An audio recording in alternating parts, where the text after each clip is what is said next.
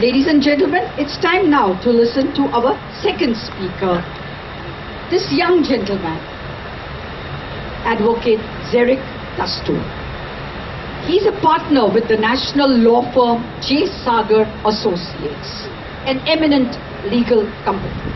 He practices in the field of dispute resolution, arbitration, antitrust, and competition law. Zerick is a triple gold medalist from the Bombay University at the law exams, where, needless to say, he stood first in the Bombay University.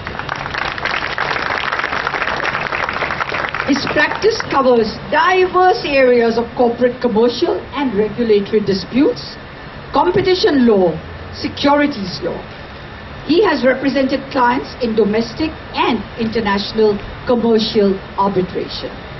He has litigation experience before the Supreme Court, various state high courts, and before a number of tribunals and regulatory bodies. Zerick has also written a number of articles for various national publications on corporate, commercial, and competition law issues. He has a column, Legally Speaking, in the Jame Jamshed newspaper, where he answers legal queries put up by members of our community. He speaks often on legal and community issues, and he was also a speaker at the last World Zoroastrian Congress. May I request Mrs. Aisha Kapadia, daughter of Mr. K.C. Libatwala, to please welcome Mr. Zerick Dastoor with flowers. Please step up, Aisha.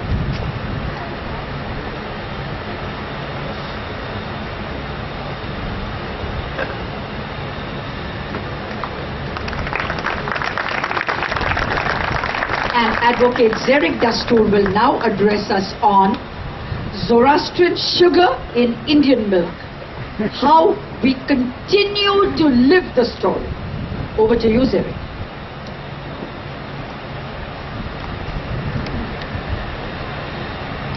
Good evening, everyone.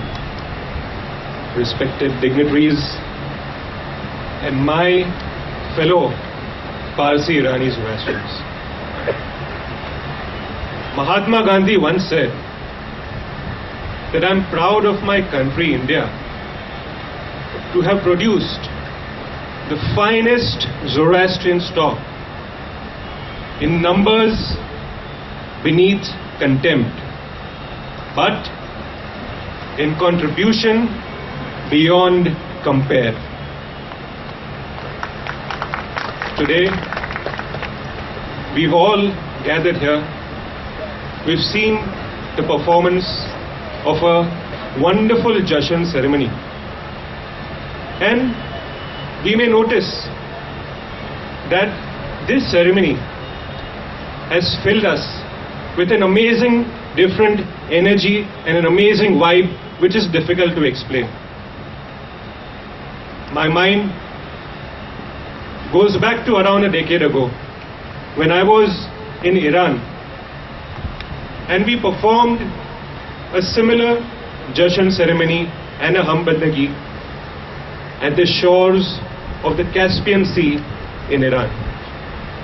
The Caspian Sea has spiritual significance for each of us Zoroastrians. As we know, our Ardhaveswar Banu stands for purity. It stands for flowing water which washes off all kinds of impurities and negativity. And it is in this context that we've gathered here to celebrate this day. Recently, we may have seen our Prime Minister Narendra Modi address an audience in Singapore where he referred to the Parsi community as sugar in the bowl of Indian milk.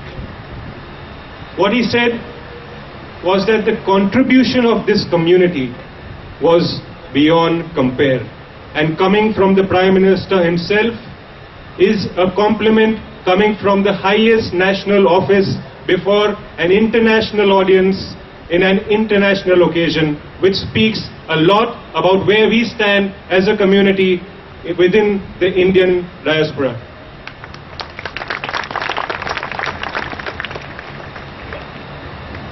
We may have noticed of late that property is destroyed, lives are lost, towns are ravaged by certain class of people who want to be classified as backward and who claim reservation as a matter of right. Unfortunately, jara aakhi duniya agal chale chhe, they want to be treated as backward. On the other hand, we Zoroastrians, despite being a micro minority, have never demanded any kind of special status, privilege or title. We progress on the basis of our own merits. We create rather than destroy. We give rather than demand. We stand for quality rather than quantity. And it is in this context that I would say that we, through our merit and hard work, have reserved a place in the hearts and the minds of the Indian community. That's something unique which sets us apart, different from other communities. When we talk of sugar in the bowl of milk, we know that when sugar is added to the milk, it adds value, it creates sweetness. But at the same time, it retains its individual identity. In the same way, while we have spread happiness and sweetness and prosperity in India, we have retained our individual identity as Parsi, Irani, Zoroastrians. And as we introspect, we will realize that our resolve as a community does not lie in the reserves of our trust properties or the balance sheets of our rich industrialists. It lies, and it's summed up simply, in a system of core values. These are the values which define us. That amongst integrity, perseverance and excellence are values which define the Parsi Zoroastrian community. And speaking of excellence, we need not go too far. Amongst us today is one of the brightest legal minds in India, a legal luminary in his truest sense. Edward Nader Shah Modi, the grandson of late Jeevanji Modi, is indeed a legal phenomenon in himself, and I have had the privilege of personally dealing with him on legal issues. Edward Nader Shah has selflessly devoted himself to the service of the community. Edward Nader Shah, like wine, truly improves with age. He is known as the savior of the Dadar Parsi colony, where he defended the Parsi-only covenant against a powerful lobby of builders without charging a single penny as fees. Edward Nader Shah, we thank you for your contributions to the Parsi community. We have amongst our community Mobids like Edward Ramyar Karanja, who have dedicated their lives to instill values and education in young Zoroastrian children studying at madrasas.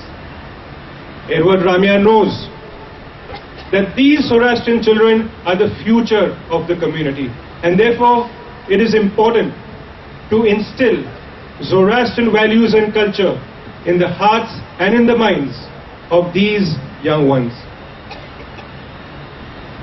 Today, as a community, we do face challenges. They say that forget the tiger and save the Parsis. They say that the numbers are dwindling. They ask us whether we are doing enough for the youth of our community. They ask us whether we are doing enough for the Mobids of our community. Now, we do accept that these are problems. Unfortunately, we can't just blame Pakistan for these problems. It is for us to deal with them. And let me tell you that there will be obstacles, there will be impediments, but that does not mean we take our eyes off our goals. And history is testament to the fact that amidst adversity, we have always risen to the occasion, conquered the challenge, and progressed forward. That's what sets us apart. And for the collective success of the community, it is important that each of us contribute as an individual. And our individual successes will multiply and become the success of the community. Be it a Mobed who devotes himself to the service of the fire, or be it a housewife who devotes herself to her family, or be it a businessman who devotes himself to his business, or a lawyer, a doctor who burns the midnight oil to achieve professional success, or be it a simple individual whose only aim is to earn an independent existence and stand up on his own feet. Each of us are contributories to the collective pool that is the Parsi, Irani, Zoroastrian community. Each of us have a role to play. Each of us has a task to do, and each of us can contribute to the collective's benefit and future of our community. What we have also done over the years is to develop a kind of a support system within the community, a system of interdependence. If there is a child in a community who has the brains, who has the drive, but does not have the money to go to college, it affects us as a community. If there is a senior citizen in a flat, in a colony in Dadar, who has to choose between paying prescription drugs or the rent, it makes our lives difficult as a community.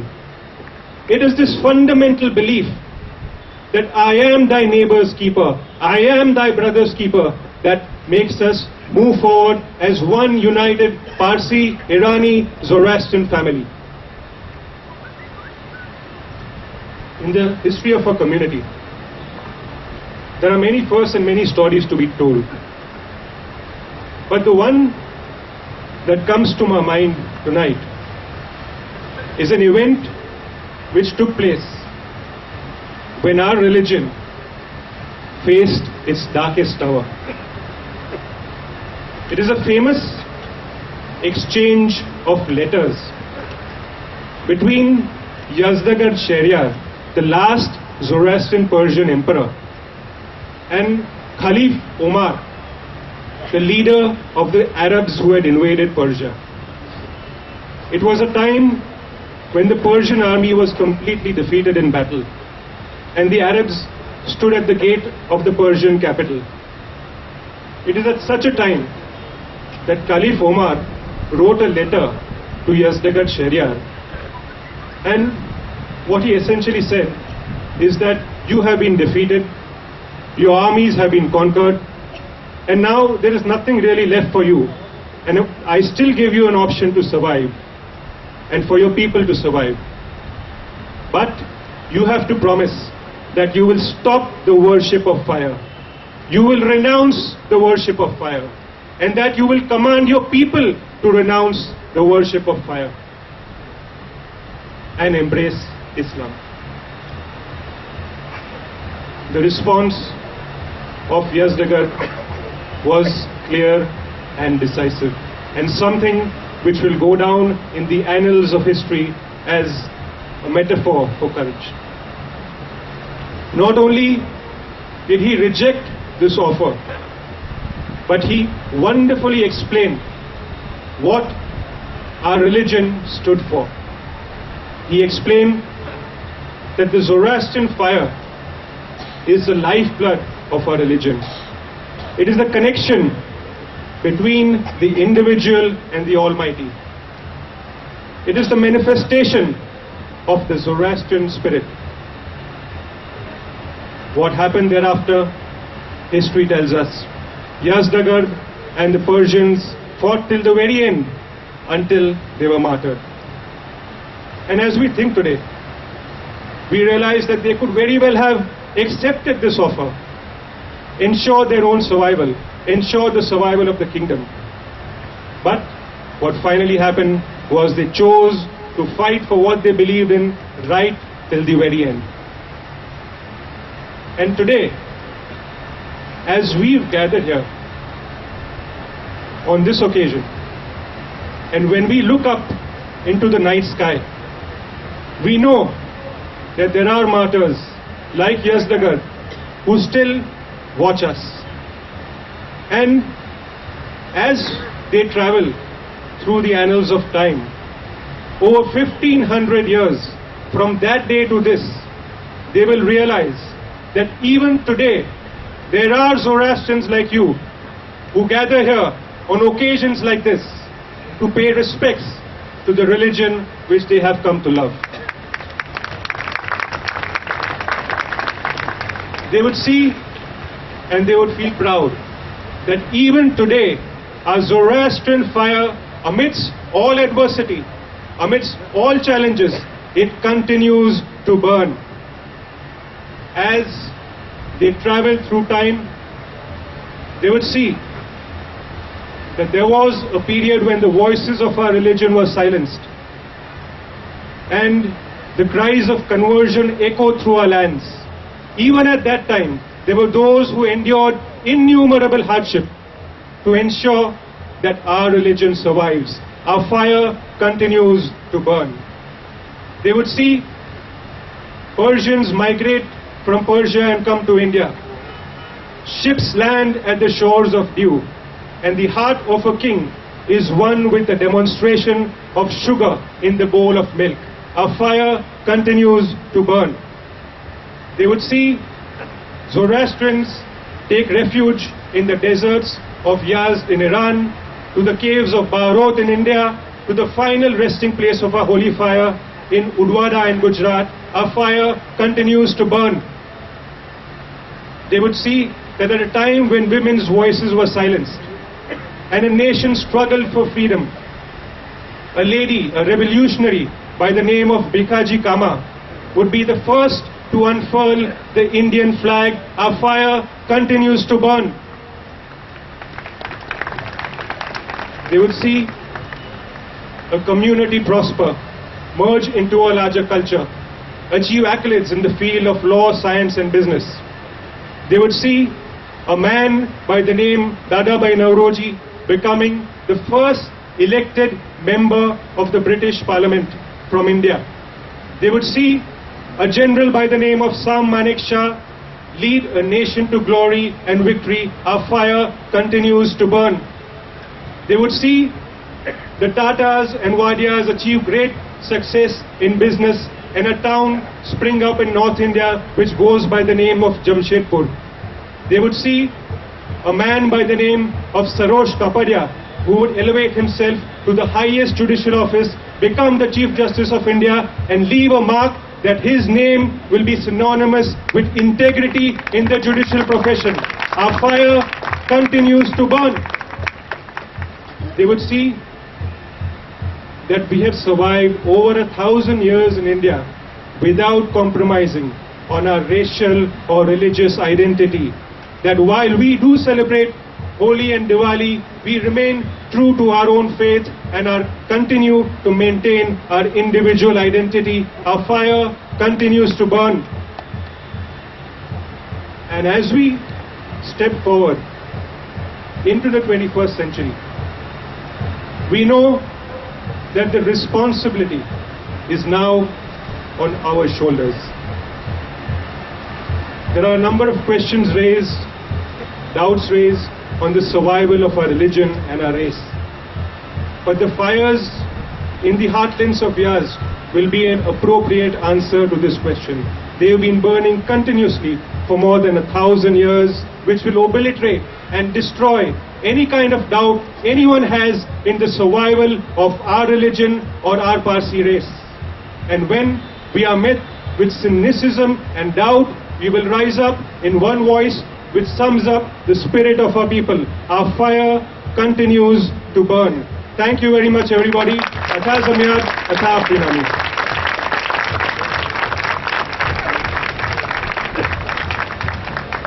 Thank you so very much, Advocate Zerick Dastu.